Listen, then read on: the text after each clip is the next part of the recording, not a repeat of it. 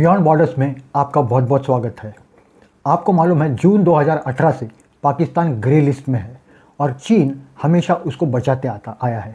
लेकिन अब चीन एफएटीएफ का चेयरमैन नहीं है, जर्मनी एफएटीएफ का चेयरमैन है और जर्मनी उन 5 देशों में से एक है जिन देशों ने उनके ऊपर इल्ज़ाम लगाया था कि ये एफएटीएफ के ग्रे लिस्ट में उसको बिठाया जाए। तो ये 5 देशों में जर्मनी था और भारत भी था। जून 2018 में पाकिस्तान को 27 पॉइंट्स दिए थे, उनके ऊपर सुधार करके 4 महीने के अंदर अंदर रिपोर्ट करना था, यानी कि अक्टूबर 2018 में। पाकिस्तान ने उसके ऊपर से 5 पॉइंट्स पे कुछ इम्प्रूवमेंट दिखाई, बाकी सब के सब वैसे ही रहे। लेकिन चीन की चेयरमैनशिप होने की वजह से वो उसको हमेशा एक्सटेंशन मिलते गया, इतना एक्सटेंशन मिलते गया कि आज 2 साल हो के गए, लेकिन अभी तक उन्होंने 13 पॉइंट्स पे कुछ भी सुधार नहीं किया है। लेकिन एफएटीएफ ने 13 पॉइंट के बजाय उनके हाथ में एक 8 पॉइंट की नई सूची सौंपी है और बोला है कि कम से कम ये 8 पॉइंट के ऊपर कुछ काम करो। और अक्टूबर 2020 में पेरिस में जो होने वाली प्लेनरी मीटिंग है एफएटीएफ की, उसमें वो बताओ क्या किया है। पाकिस्तान दुनिया का इकलौता ऐसा मुल्क है जहां 100 से ज़्यादा United Nations designated terrorist organisation खुलेआम घूम रहे हैं। उनको कभी कभी ऐसा दिखाया जाता है कि उनको अरेस्ट किया, लेकिन अरेस्ट करने के बाद कुछ दिनों के बाद वो जमानत पे छूट जाते हैं। अगर जमानत पे छूटे भी नहीं तो कोई फ़र्क नहीं पड़ता, उनके जेल में बहुत अच्छा बंदोबस्त होता है। अब झकी उर रहमान लखवी जो मुंबई अटैक का मास्टरमाइंड था, उसको उन्होंने हाई सिक्योरिटी प्रिजन में रखा था, लेकिन वहाँ पे उसको क्या क्या मिलता था। उसको जेल में एसी था, उसके पास मोबाइल फ़ोन था, उसके पास टीवी था। इतना ही नहीं, आईएसआई के प्रमुख उस वक्त के जनरल शुजा पाशा, यानी कि मास्टरमाइंड, टेररिस्ट के मास्टरमाइंड जनरल शुजा पाशा उसके यहाँ जेल में आके उसके साथ मीटिंग करते थे। It was business as usual. इतना ही नहीं, यहाँ पे रुकता तो भी ठीक था।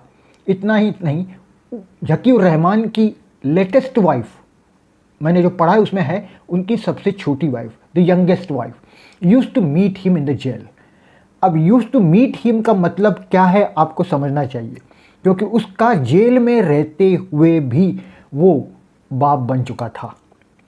1 साल से भी ज़्यादा वो जेल में था, लेकिन उसके जेल में रहने के दौरान वो बाप भी बन चुका था। ये तो उनका जेल था, तो जमानत हो ना हो कोई फ़र्क नहीं पड़ता था। अब ये जो झकी उर रहमान लखवी के साथ हो गया, उसको जो भी कंसेशंस मिलते थे, जो भी सुविधाएं मिलती थी, उसके प्रूफ्स भारत के पास थे। भारत ने वो सब प्रूफ्स पाकिस्तान को दे दिए और बोले ये कौन सी जेल है, ये कौन सी सज़ा आपने दी है, ज़रा इसका एक्सप्लेनेशन दे दो। पाकिस्तान ने उसके ऊपर कोई जवाब नहीं दिया। कोई बात नहीं, भारत ने वो जो प्रूफ्स थे वो एफएटीएफ को दिखाए।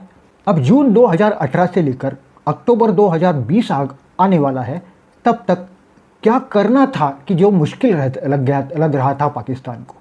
करना ये था कि आपके जो कानून है, आपके जो रूल्स है, जो मनी लॉन्ड्रिंग के बारे में है, यानी कि बैंकिंग ट्रांजैक्शंस, इसके लिए जो डायरेक्टिव्स सेंट्रल बैंक ने देने हैं, यानी पाकिस्तान में स्टेट बैंक ऑफ पाकिस्तान ने देने हैं, वो ऐसे चाहिए कि बहुत ही स्ट्रिक्ट चाहिए कि उसका उल्लंघन कोई ना कर पाए, अकाउंट ओपन करने से ट्रांजैक्शन तक।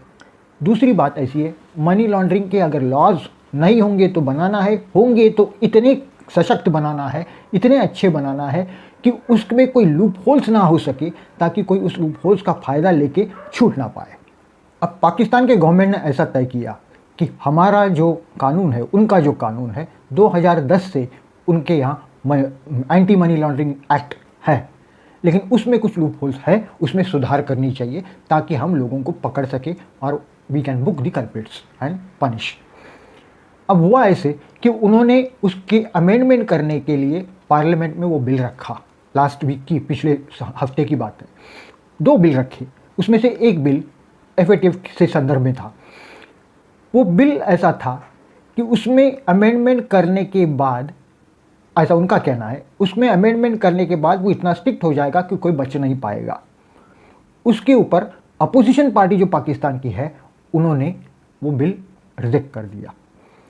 अब रिजेक्ट क्यों कर दिया? रिजेक्ट कर दिया, उनका कहना ये था कि ये अगर बिल पास हो गया या कानून बन गया तो उसमें से ये पार्टी जो गवर्नमेंट की पार्टी है पीटीआई, वो उसका फ़ायदा लेगी और उसका पॉलिटिकल वेंडेटा के लिए यूज़ करेगी। अब मैं थोड़ा सा उसमें स्टडी मैंने किया और बाद में देखा, मैंने एक देखा कि पाकिस्तान के टीवी चैनल ने भी ऐसा कहा कि अपोजिशन पार्टी की वजह से वो बिल पास नहीं हो पाया। यही सब जगह जा था। पेपर्स जो आते हैं पाकिस्तान के, जो इंग्लिश होते हैं, वो उनके साइट पे जाके हम देख सकते हैं। उर्दू पेपर तो मैं पढ़ नहीं सकता, लेकिन वहाँ पे भी एक ऐसा दृश्य निर्माण हो गया था कि अपोजिशन पार्टी ने इसको रिजेक्ट कर दिया, इसलिए वो बिल पास नहीं हो पाया और फिर अब एफएटीएफ के अगली मीटिंग में प्रॉब्लम हो जाने वाला है। तो मैंने जाके थोड़ा सा स्टडी किया तो बाद में पता चला अमेंडमेंट क्या थी। अमेंडमेंट ये थी, कितनी सिंपल सादी अमेंडमेंट थी। ये जो ऑफेंस है मनी लॉन्ड्रिंग का, वो ऑफेंस अभी तक उनके कानून में नॉन कॉग्निजेबल ऑफेंस था, उसको उन्होंने उसका नॉन निकाल दिया था और उसको कॉग्निजेबल ऑफेंस कर दिया था। इसके अलावा भी कुछ होंगे, लेकिन इंपॉर्टेंट ये अमेंडमेंट थी। अब ये अमेंडमेंट कितनी ऐसी महत्व की थी मालूम नहीं। अब उनके अपोजिशन पार्टी को ऐसा लगा फिर उपयोग किया जाएगा और उनको अटकाएंगे उसमें। हो सकता है उनका वो इंटरनल मैटर है, वो अगर मनी लॉन्ड्रिंग करते होंगे तो उनको मालूम है, इंटरनल मैटर है। अब ऐसा है, नॉन कॉग्निजेबल और कॉग्निजेबल में फ़र्क क्या होता है। अब नॉन कॉग्निजेबल ऑफेंस है वो, तो नॉन कॉग्निजेबल ऑफेंस अगर होगा तो पुलिस को किसी भी आदमी को अरेस्ट करने से पहले मैजिस्ट्रेट से वारंट लेना पड़ता है, और कॉग्निजेबल ऑफेंस होगा तो वारंट की ज़रूरत नहीं है, पुलिस डायरेक्ट अरेस्ट कर सकता है। सिर्फ इतना है, इतने से सब कुछ अड़ गया था 2 साल से। हो ही नहीं सकता, क्योंकि अगर वो अमेंडमेंट नहीं की तो भी आप अरेस्ट कर सकते हो, वारंट लेके करो। बिना वारंट के मत नहीं करना है तो वारंट लेके करो। लेकिन ऐसा एक हवा कर दिया, ऐसा एक दृश्य बनाया गया कि हम एफएटीएफ के कहने के मुताबिक कुछ अमेंडमेंट करने लगे हैं, लेकिन ये अपोजिशन पार्टी है वो करने नहीं देती, अपने आप को बचाना चाहती है। उसके साथ साथ पाकिस्तान अगर ब्लैकलिस्ट में गया तो भी उनको परवाह नहीं है। ये इमरान खान का ये कहना क्या है, देखो। जो इस मुल्क से फिर फैटफ की ब्लैक लिस्ट होगा, ये सब जिम्मेदार होंगे। कौम को पता होना चाहिए कि ये अपनी चोरी बचाने के लिए ये मुल्क को किधर धकेल रहे हैं। मैंने पहले दिन कहा था, जब मुझे इक़्तिदार मिला, मैंने पहले दिन कहा कि ये जो अपोजिशन है, ये और अपोजिशन लीडर्स, आम लोगों के तो मुझे इनकी पार्टीज़ का मैं जानता नहीं हूँ, इनके जो लीडर्स हैं, इनका 1 पॉइंट एजेंडा था। मैंने पहले दिन कहा कि ये इनका जो इंटरेस्ट है वो पाकिस्तान के इंटरेस्ट के अपोज्ड है। अब इमरान खान जो कह रहा है उसके ऊपर से ऐसा लगता है कि इमरान खान और उनकी सरकार सब कुछ प्रयत्न कर रही है इसलिए कि वो ग्रीन लिस्ट से वाइट लिस्ट में आ जाए। वाइट लिस्ट नाम की कोई लिस्ट नहीं रहती, लेकिन ग्रीन लिस्ट से भी बाहर आ जाए, वो नॉर्मल लिस्ट करके कहलाया जाए दुनिया में। लेकिन अपोजिशन पार्टी उसमें अड़ंगा डाल रही है और वो ब्लैक लिस्ट में, अगर वो अड़ंगा नहीं डालते तो वो वाइट लिस्ट में आते, और अब ब्लैक लिस्ट में जाने के आसार ज़्यादा है। अब ये है कि अभी तो ग्रीन लिस्ट में है, ग्रीन लिस्ट में है, वो ग्रीन लिस्ट भी उनसे सह नहीं हो पा रही है। ब्लैक लिस्ट में जाने के बाद क्या होगा। आज ऐसी स्थिति है कि उनको ना एशियन डेवलपमेंट बैंक ना वर्ल्ड बैंक उनको कर्जा नहीं दे रही है। उन्होंने मांगा था, नहीं दे दिया। आईएमएफ देना ही चाहिए, इसलिए जितना देना था वो दे चुकी है, अब नहीं देगी। अब उनके पास कोई चारा नहीं है। दूसरी बात ऐसी, अगर वहाँ से ब्लैक लिस्ट नहीं जाना है, कुछ भी नहीं किया, जैसा है वैसा ही रहने का, कुछ 8 पॉइंट्स अभी अक्टूबर तक नहीं होंगे, ये मुझे भी मालूम है, उनको, पाकिस्तान को भी मालूम है, नहीं क्लियर कर सकते। लेकिन ब्लैकलिस्ट से बचने के लिए उनको क्या चाहिए? उनको सिर्फ 3 वोट की ज़रूरत है ब्लैकलिस्ट से बचने के लिए, और वो 3 वोट आज ऐसा लग रहा है कि उनके पास वो 3 वोट है। एक चाइना का है, एक तुर्की का है, और तीसरा मलेशिया का है। अब प्रॉब्लम ये है कि चाइना ने अभी तक बचाया है। आपको मालूम होगा, मसूद अजहर को डेसिग्नेटेड टेररिस्ट डिक्लेयर करने से पहले 2-3 बार चाइना ने उसको बचाया था। लेकिन एक वक्त ऐसा आ गया, चाइना ने बोल दिया कितनी बार हम बचाएंगे, अब नहीं बचाएंगे। क्योंकि ऐसा होता है, कभी किसी चोर को हम अगर बोल रहे होंगे उसको ज़रा मोहलत दे दो वो सुधरेगा, मोहलत दे दो सुधरेगा, सुधरा नहीं तो जो बचा रहा है उसको, वो भी ऐसा बोलता है यार मुझे भी लोग चोर बोलने लगेंगे, मैं अब तेरे को साथ नहीं दूंगा।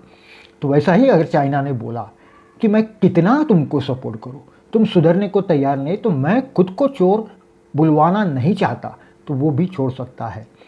दूसरी बात ऐसी, टर्की देगा, टर्की पाकिस्तान का साथ देगा। मलेशिया मलेशिया में ने जब साथ देता था पाकिस्तान का, तब महातिर मोहम्मद साहब प्राइम मिनिस्टर थे, वो अब नहीं है। और उनकी जैसी दुश्मनी की भाषा अभी के प्राइम मिनिस्टर नहीं बोल रहे हैं, तो उनका कह नहीं सकते। मैं ये नहीं बोला कि वो नहीं देंगे वोट पाकिस्तान की तरफ से, लेकिन अगर महातिर मोहम्मद रहते तो मैं कहता 100% पाकिस्तान को वोट मिलता। तो ये है, लेकिन मैं फिर भी ऐसा समझता हूँ कि वो पाकिस्तान बच जाएगा ब्लैकलिस्ट होने से। अब ये है, लेकिन भारत तो पूरी कोशिश करेगा, भारत तो पूरी कोशिश करेगा। चाइना से आज चल रहा है वो झगड़ा, लेकिन फिर भी ये कोशिश करेगा कि चाइना को भी टर्न करे और मलेशिया को भी टर्न करे। अगर ऐसा हुआ और अगर पाकिस्तान ब्लैकलिस्ट में गया तो क्या होगा, ये आप खुद ही शाह महमूद कुरैशी के मुंह से सुन लीजिए। अगर ब्लैक लिस्ट में चला जाता है, माशी बदहाली जो सैंक्शंस पाकिस्तान पर लागू की जाएंगी, पाकिस्तान में महंगाई का तूफान बरपा होगा और पाकिस्तान में सरमायाकारी को जक लगेगी और पाकिस्तान में जो बेरोजगारी का जिन बोतल से बाहर आएगा, वो कम से कम हिंदुस्तानी जो साजिशी अनासिर हैं वो उससे पूरी तरह बाखबर है। अभी आपने सुना, उन्होंने ये भी बोल दिया कि भारत ऐसा कर रहा है, सबके मन में ऐसा है पाकिस्तान में कि ये भारत की साजिश है। अब वहाँ FATF में इतने सारे देश है, भारत अकेला तो कुछ नहीं कर सकता। भारत वही कर रहा है जो वो झूठ बोल रहा है, पाकिस्तान वो झूठ को खोल रहा है। ये झूठ है, ये झूठ है, क्योंकि सब प्रूफ्स भारत के पास है। अगर भारत नहीं रहता तो शायद छूट जाता पाकिस्तान। और भारत उस दुश्मनी की वजह से नहीं कर रहा, भारत केवल दुश्मनी की वजह से नहीं, जो टेररिज्म है उसकी ज़्यादा से ज़्यादा जो इफ़ेक्ट हुआ है वो भारत पे हुआ है। यहाँ का हमारा ही जहाज़ गया था कंदाहार में, यहाँ से हमारे यहाँ ही हमारी पार्लियामेंट पे ही हमला हुआ था, हमारे यहाँ ही मुंबई था, मुंबई का हमला यहाँ ही हुआ था, पठानकोट यहाँ हुआ, उरी यहाँ हुआ, पुलवामा यहाँ हुआ। हमारे लोगों का खून बहा है, हमारे लोग मरे हैं, हमारे जवान शहीद हो गए हैं और हम चुप बैठे। हम हर चीज़ का हिसाब नहीं लेंगे, वैसे ही बैठेंगे। हम भारत है, भारत, हम हिसाब लेंगे और लेंगे। अगर आप टेररिस्ट लोगों को सज़ा नहीं देंगे तो पूरा देश सज़ा भुगत रहा है। और एक बात बताता हूँ, एक नया वीडियो मैं निकालूंगा। पुलवामा केस में बहुत अच्छी डेवलपमेंट हो गई है। अभी 13,500 पन्नों का एक चार्जशीट कोर्ट में पेश हुआ है। सब धागे जाके भिड़ रहे हैं पाकिस्तान के ऊपर। ये क्या धागे हैं, इसके ऊपर मैं अलग से वीडियो करूँगा, और वो धागे FATF में भी पेश किए जाएंगे। अब क्या करना है, पाकिस्तान ने करना है। कितनी देर झूठ बोलते रहोगे, झूठ को पाँव नहीं होते। आज इतना ही, अगले वीडियो में फिर से मिलेंगे। जाने से पहले मेरी एक रिक्वेस्ट है, ये वीडियो को लाइक करें, शेयर करें, सब्सक्राइब तो ज़रूर कीजिए और बेल का बटन भी दबाइए। Thank you very much. जय हिंद।